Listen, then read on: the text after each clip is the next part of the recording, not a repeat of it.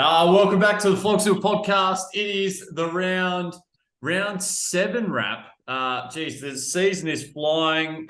Joining me, we've got coach of the Rabbitohs, fresh off a cricket trip to Wallaroo on the weekend. Daniel, hello, mate. Hello, Scott. Fantastic to be here, alive and well. Great to have you on. And joining Rabs, as usual, is we've got coach of the Guns N' Roses, Ben. How are you, mate?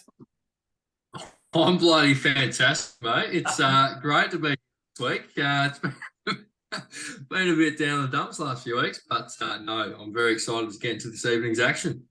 Very good, mate. Good to have you back on top, which we'll go through in a moment. But before we do, we've got Tom here, Coach of Phenomenal, joining us. Welcome, Tom. Always a pleasure, mate. Thanks, Scott. Nothing like a bit of peer pressure to make a reappearance on the podcast. So good to be here. Yes, good old peer pressure. Well, let's get into it, boys. What a high-scoring round it was for most sides out there. There was a couple of sides that didn't score too well, which we'll get into. But everyone getting over the 2,000 with some massive scores, and top of the pile with a 24-74, back in form, the Guns N' Roses in a must-win game, delivering the goods. Hopefully, this is the return. This is his season kick-starting, I think, for Ben. Talk us through your massive week, mate. Yes, thank you, mate. I thought I'd get the props out again. First time this year, and maybe not too many more. But no, it was a good return of form. Holding Green Day, as it's been colloquially termed this week, turned out to be good this week, and then bringing in the man, the GOAT, the Fiorini, as a bit of a throw at the dice, Hail Mary, whatever you want to call it. Turned out really well on Sunday. So obviously a lot of other teams had the Marshall captaincy as well, which got us off to a really nice start the weekend. And yeah, the boys carried on the momentum from there. It's good to see.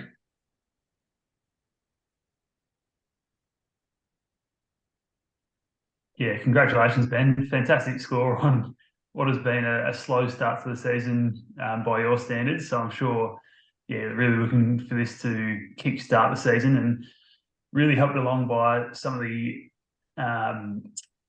the rookies that really went big in Ashcroft, which is a popular choice, but Kay Chandler as well, which he featured in a lot of sides and still does, but some may have sort of cashed him out early a couple of weeks ago when he started pumping out a few 50s and 40s. So, really helped along by those rookies, as well as in defence there. Hayden Young is one as well that you would have been disappointed with so far with his mixed form, but really returning to that round 1 form, going 110 plus.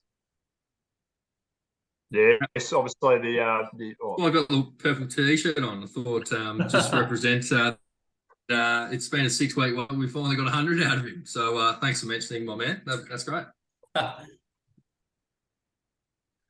Just the acid was well and truly on the Guns N' Roses last week, Scott, and it's just nice to see them respond. We did note we can't call it a premiership hangover, but the top 100 hangover, and hopefully this is the first sign of improvement for the Guns N' Roses. Yeah, absolutely. Massive week for him, in a good spot, hopefully moving forward. Look out, Flogsville comp, I think. Let's get into Spud of the week. It was King Kunta with a 2082. Just not quite getting it done here, boys. Very quickly, we'll just run through. I know there's one player that really stands out. Rabs, would you like to talk about one player's score? Oh, we could talk about plenty of players' score here, but I'm not sure. Are you referring to the Lizard there, Scotty? Or I am. The Lizard. Yeah, the Lizard does spring to mind when you think of King Kunta, and quite a putrid 43. Not quite getting it done. He'd be disappointed with Lockie Wello, who showed some really good signs last week for the Suns, who didn't back it up. But just not a lot going on here. Too many rookies on field, and the primos not really proper primos. So big trouble for King Kunta, I would have thought. Yeah, I think we know Scotty. He's got a lot of uniques a lot of the time, Pete. So it's either very good or very bad. Unfortunately, this week it was the latter there.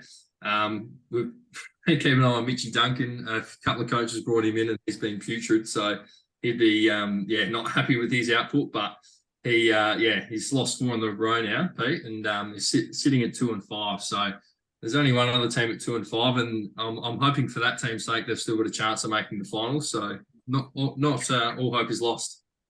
No, that's right. Well, let's stay with this matchup, boys, because it's quite convenient that it's our first matchup. McRae, Sam flying 23-44, solid week, probably around par, those sort of 2300s, boys. What did you see on Sam's side of things?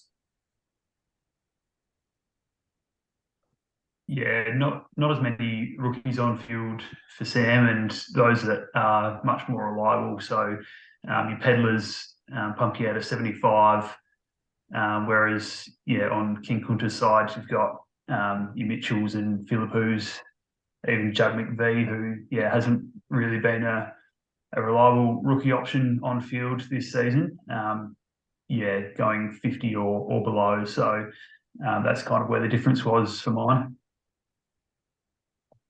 Yeah, I think Arden McRae, solid score again. We had probably noted in the last few weeks about how he had been on a little bit of a slide, but you can see that they've been able to pump out a solid score. Still think though there's definitely room for improvement. I think he's still missing probably some of those big primos like English. So when he's able to acquire those, that's going to push him even into a stronger position. So yeah, good start to the season for the Arden McRaes. No, very good start. All right, let's move on to our next matchup, boys, because we've got a lot to talk through. It was Hoffleberry FC and the Rowan Marshall Gate with the captaincy, leaving it on, big 159. Let's talk about this, boys. Who wants to start on this one? I'll give it a crack. Thing we noticed with Zach is no Harris Andrews in the back line. Not sure what's happened there. I thought he was a bit of the captaincy back there, but he's moved him on. I'm a little bit disappointed, to be fair. But I guess having likes of Philippou on field for Zach, as well as the candlestick maker, Liam Baker in the fourth, has certainly not helped his cause. So your man Van Rooyen as well, Scotty on field 40. And between the three of those, that's probably the difference in the game, as well as the captaincy selection. So unfortunately for Zach, familiar sight, sitting bottom of the league. We like to give improvement, but you got to call a spade sometimes on this podcast, and we do that. Well, I think it was also mentioned last week that Team GC just really under the hammer, and we asked for action. And as Ben alluded to, the action seems to be that Harris Andrews was traded out, who just for those at home scored 93 on the weekend, which probably wouldn't have been too much of a problem in his side. So yeah, big trouble for Team GC, but a good win for the Hoffleberries. Interesting captaincy method, as we've already mentioned, but still an important win for him nonetheless. Very good, boys. We'll move on from that one. Hope for some improvement for Team GC. Rabs, you unfortunately went down to the Burtons.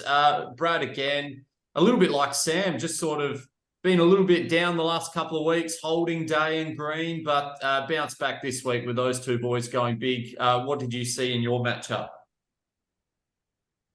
Yeah, sort of one of those ones. I pretty much accepted that I was going to lose, to be honest, when LDU was confirmed out for North Melbourne. So, just went a double downgrade, thinking that I didn't really have much chance when I had Rowan Marshall VC and he didn't on Friday. I thought I might be a sneaky chance, but the Burton, sorry, I've got a really solid side, and he was able to pump out a good score, despite a few low scores like Philippou on field, but.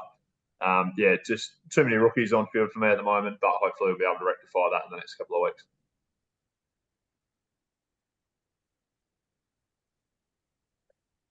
Yeah, maybe one of the few matchups that Rabs has obviously benefited from the Rowan Marshall VC and still hasn't got the chocolates there. So that's a bit disappointing. But plenty of improvement by sounds on Rabbitoh's side, with a few upgrades to come. So yeah, Brad's certainly another contender this year. Absolutely. Sorry, I've got one question for the Rabbitohs. Obviously, this performance coincided with the trip to Wallaroo. Was there any sort of link there, or no? There's been another coach going in a season trip and performed poorly. So 2 from 2. It's been the theme this year. No, I'm not sure what the focus level of the other coach that went on an end of season trip was, but we were certainly alert at the wheel. There were a few curse words mentioned as I was trying to frantically shuffle my team around after Davies Uniacke went out and the app was crashing in Wallaroo. But no excuses, mate. We're here to just cop what happened and we'll roll on. I also heard there might have been a few proverbial toys thrown out of the cot. The cot being the bus and the toys being luggage, either en route or returning from Wallaroo. Can you confirm or deny that, Brad? I can confirm that. There's the old saying, the wheels falling off the bus, and the wheels stayed on our bus, just our luggage fell off. And not ideal. I think I did see Luke Davies Uniacke just sort of fly out at one stage off the bus, and that's the point where we needed to start doing our trades. So, yeah, not an ideal way to start the trip, but we made it, and everyone survived the trip. So, not a lot else to be said with that, really. Very good. I couldn't help but notice on Brad's side, Joshua Shelley, inclusion, love that. Real pod. Let's move on, boys. Let's go with Total Eclipse of the Heart up against Phenomenal. Tom, you got the job done quite comfortably here. Talk us through your win on the weekend. Yeah, thanks, Scott. It was probably still a little bit up in the air until the Collingwood Crom game, given Dacos was captain for Heels. So I was watching this one closely, but yeah, thankfully got the job done quite comfortably in the end. Obviously the Rowan Marshall VC, like a lot of people, was really helpful. And I think on Heels' side, he might have been again another one that had sort of competing priorities on the weekend. Maybe busy waiting a line rather than checking his fantasy team, with Constable and McKenzie still on field, with a couple of DNPs there. So, again, hopefully Heels has casted his line and can manage to reel in a few big fish that he can insert into his side in those positions in future. All sorts of puns there, Tom. I'm impressed by your work. I think you're impressed with your work also there, which is what we like and enjoy.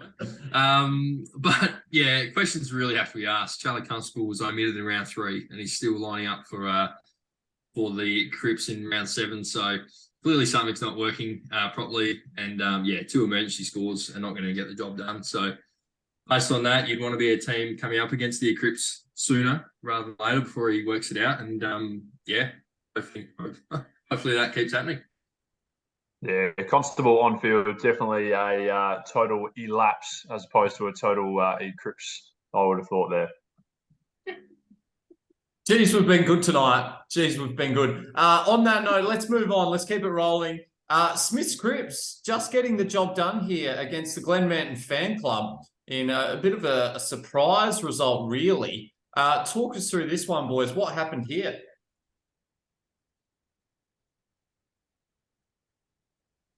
Yeah, just trying to work it out exactly. What is going on here? 18, Angus Sheldrick. That is not going to get the job done for the Glen Manton. Being on field, that's definitely not going to help. So between him and Philip, the rest have actually gone pretty well. To be fair. And Adam Chera, that looks like a new name to Sean's side, and he produced well. But yeah, not to see, unfortunately. And for Liam, had Seamus Mitchell subbed out on 44, and apart from that, Setterfield going a bit unders, but apart from that, he's flying really. So he, another win and 1-2 along with a couple of other really handy sides this year. So, yeah. Yeah, it's solid score for Lamb, but yeah, a bit of a hard luck story for Sean. It'd have to be said. With the scores already mentioned, and then Jordan Gully with 53 as well, not getting the job done for him. So, yeah, when you go down by 36, that's got to hurt, especially the 18 on field. So, disappointing result for the Glen Mountains because that would have been a massive upset. Absolutely. All right, boys. Let's move on to the next matchup. It was, my God, your Liberatore getting the job done against my boys quite comfortably on the weekend. And we've talked about LDU, LD Spew. He's been terrible since round 3, really, where he was that laid out. A couple of forced trades for my boys. So it was always going to be difficult not being able to get a rookie off field and not having Chincotta, which has put me behind everyone else. So for Hugh, Tom Green coming back, watching his game, he was outstanding versus Sydney. And then, Timmy Taranto, big as captain. We both missed the Royal Marshall BC, which was unfortunate. But just for my boys, having to field Van Rooyen sucked. So we move on really pretty much from my boys. It was a shocking week. Yeah. Obviously, some curveballs thrown your way, Scotty, with Took and LDU. So, backs against the walls, as we mentioned last week. But I'm sure you'll respond nicely in pocketing some cash for notice. So, big week for you, I'm sure. But for Huey, Cricket Prezzo's Friday night, he was actually watching that game, just trying to see if Liam Stockwell was playing the last quarter. And when he had a -3 in the last quarter, he wasn't too pleased with his work, but it didn't end up costing him. So he'll and always hat watch. He's still around the 400, so he's tracking quite nicely. Yeah, spot on. Hughes flying. Setterfield probably his only issue at the moment, but getting those rookies off and his bench doesn't look too bad. Let's talk about the Keys getting a narrow victory over the B Sharps, boys. What do we see here in this matchup? Close matchup.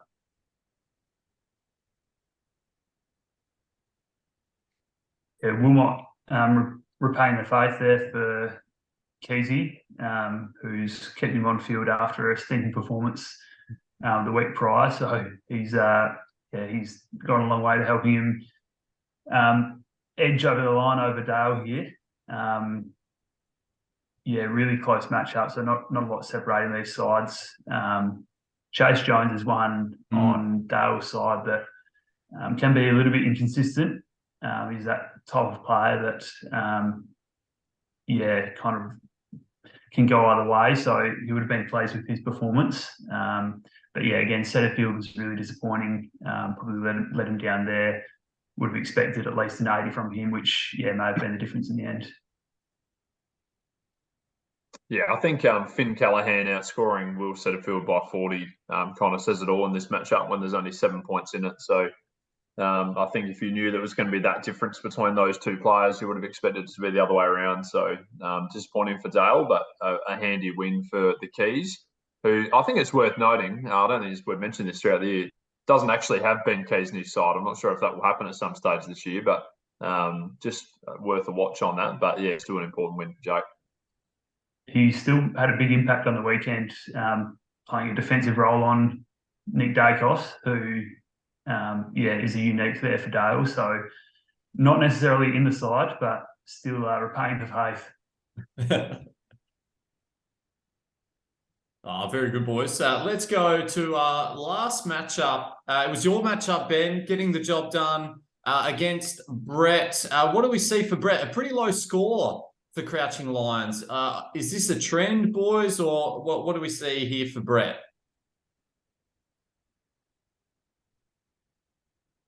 Yeah, I guess I'll make first comment. Double downgrading this week for Brett, which I was ecstatic about. But I think there's some real concerns here. Lots of rookies on field.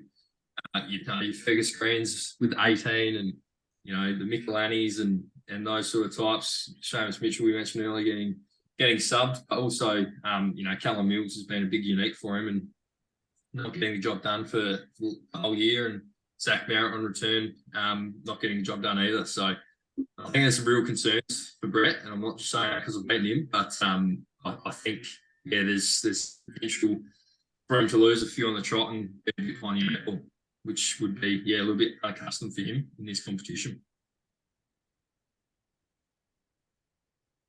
Spot on. All right, let's have a quick look at forecast ahead, boys, because we've got a massive round coming up. Hopefully no carnage at this stage, but we'll wait and see. Round 8 fixtures. Just a quick couple of words on matchups here. We've got McRae up against Flogsville FC. Will it be Sam continuing his good run of form, keeping up the top of the ladder? Yes. I think this might be closer than first anticipated, but having said that, I think, Sam, the position his team's in at the moment, you can probably delete the app and still win this weekend. Yeah, all eyes on Serge's captaincy this week, see if he can actually work out that function properly. But a couple of watches on either side, big Sean Darcy and Rory Laird on opposing sides here, going through fitness tests or not even training today from all reports. So could be some concerns there for either team, but yeah, you have to favour Sam based on his year so far. All right, we've got King Kunta up against Burton Burtons. We're all going the Burtons here to win comfortably. Correct. Yes. Correct. Okay, let's go. Team Golden Child versus your boys, Tom. What do you see happening here? Zach will be looking for a bit of a bounce back this week to be a bit more competitive. I'll hopefully have at least one upgrade in me. Hoping to get a couple of those rookies off field. Quietly confident of getting the win at this stage. I think you should have no dramas in that, considering your remaining salary at the moment, Tom. I'm not sure where you confiscated that sort of cash from, but I think you'll be pretty comfortable trade-ins and get the job done pretty comfortably. Yeah, totally agree. All right, let's go to our next matchup. Rabs, you're playing Smith's Crips, and this is quite a nice little top 8 matchup, boys. What do we see happening here? We'll start with you, Rabs. What's the plan this week? The plan is to be better than last week, so we'll start with that. Interested. I obviously held LDU, so interested to see what happens with him. Got a few ideas about what I might do team-wise, but I don't know. It'll be an interesting game. Probably a few pods for him that stand out as Tim English probably stands out as the main one, who I don't have at the moment. So that's compared to Todd Goldstein is quite a mismatch. But I don't know. I think Liam would probably be a slight favourite, but I think it'll be pretty tight. Yeah, not too much separating these two, but I think at this stage, Liam's probably got the edge on Rabs. Yes, tend to agree. Tight match. All right, let's move on to the next matchup, boys. We'll get through these next couple. It's Total Eclipse of the Heart up against my boys. Hopefully a bit better week for both of us, really, in the end. But what do we see happening here, guys?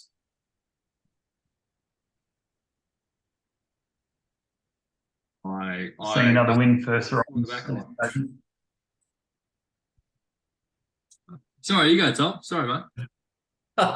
Sorry, mate, you just froze up a little bit there. I think my internet connection is not fantastic. So I was just saying, I think I'll see another win for Sarongs on this occasion. Charlie Constable watch, I reckon, for the total elapse.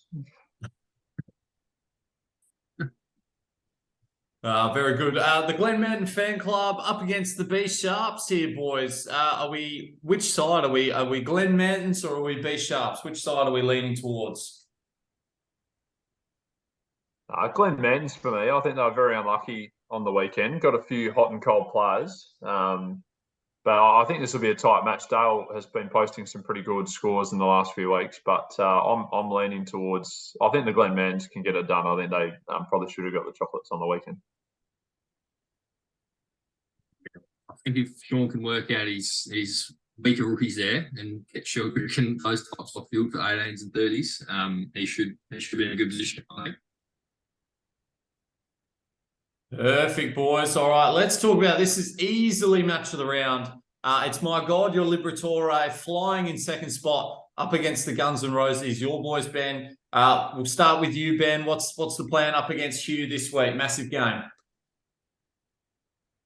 Yeah, massive game, mate. As you mentioned, last week, it's all basically win or go home for me. So I'll be being aggressive, assuming teams are nice.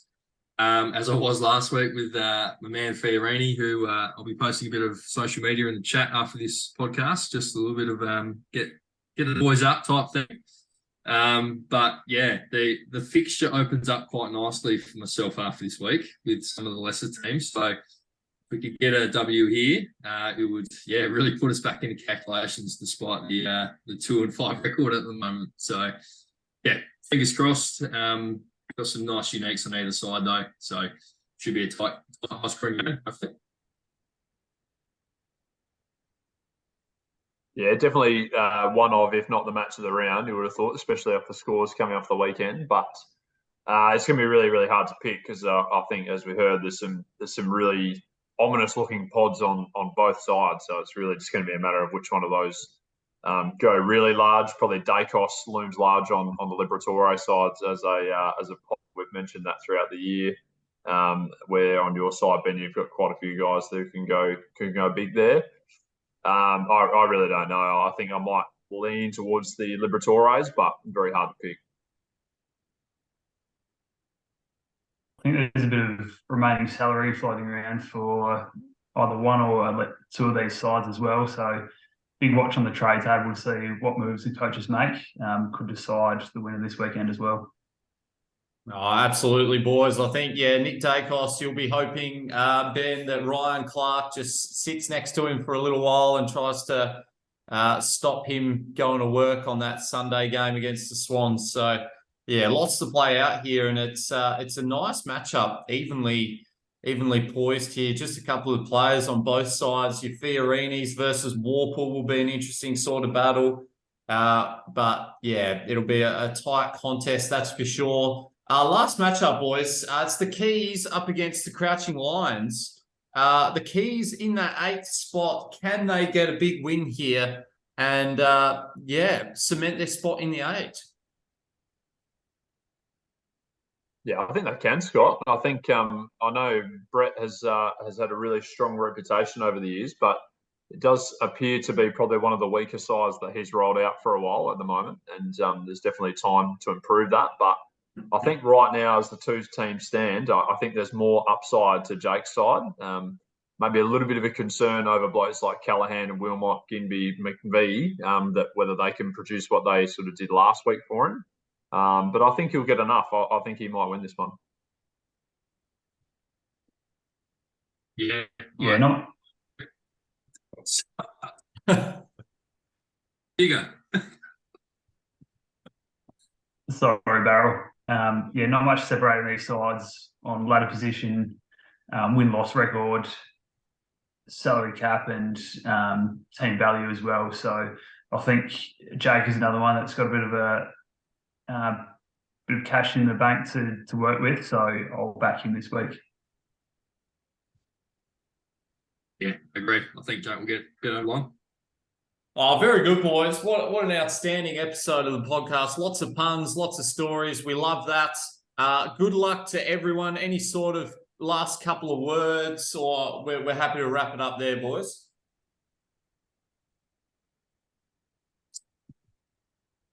No, just look out for a couple of social media videos, I think, popping through, something around Brand Fiorini. Okay. Will do. Good luck, Tom. Good luck, Rabs. Good luck, all. Have a great weekend of fantasy, and we'll chat to you next week. See ya.